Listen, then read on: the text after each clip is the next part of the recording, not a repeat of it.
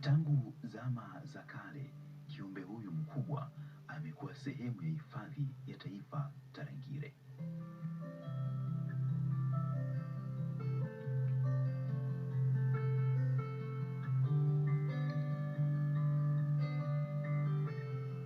Urefu wa mita 2.7 na uzito mkubwa wa zaidi ya kilogramu 145 unamfanya mbuni kuwa ndege mkubwa kuliko wote duniani na kumpa fursa ya kuandikwa kwenye kitabu cha dunia.